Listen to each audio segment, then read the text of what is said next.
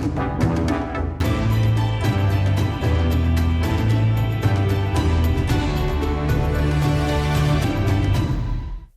and welcome to the Bankers Masterclass series on digitization in association with Citi. I am Joy Macknight, Managing Editor at The Banker, and I'm joined by Sandra Peterson, Global Head of Client Experience, Treasury and Trade Solutions at Citi. In the first chapter of this four-part series, we're discussing the transformation that is happening inside the bank as well as within the client experience. Sandra, thanks for joining me. Thank you for having me. So obviously it's been a bit of a tumultuous year. What have been the sort of main challenges in client service that you've seen? Part of the main challenge has been, having everybody working from home from the standpoint of the kids are at home.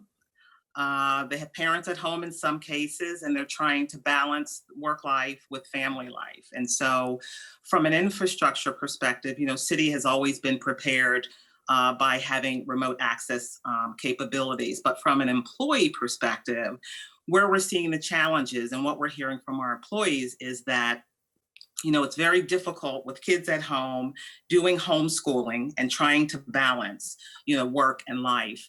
And as you're aware, with homeschooling, kids are during the day needing support from their parents.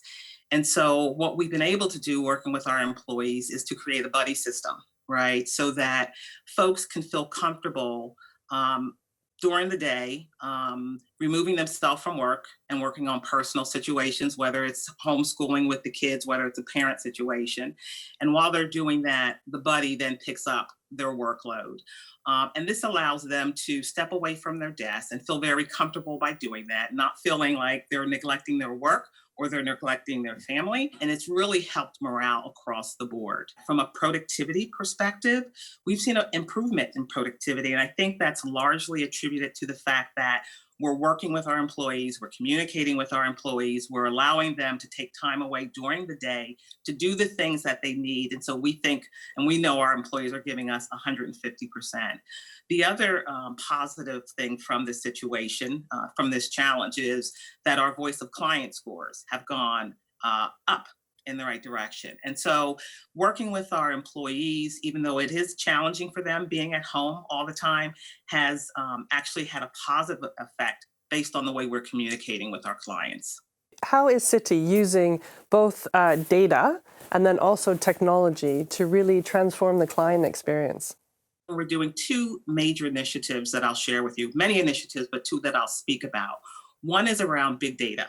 Right. And so, Citi is a very large organization and global. And so we're creating what we're calling the data lake, which is our single source of truth. And what we're going to be doing is housing all of our data in that single source of truth. So whether the client is coming in through a self-service channel or employees are trying to get information to provide to our clients, that's our single source of truth.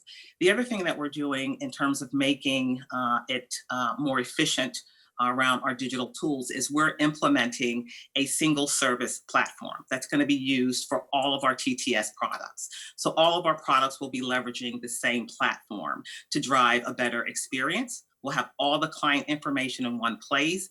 And so that when our service folks are supporting our client, they can go into that system. That system then connects to our big data to get the information that they need.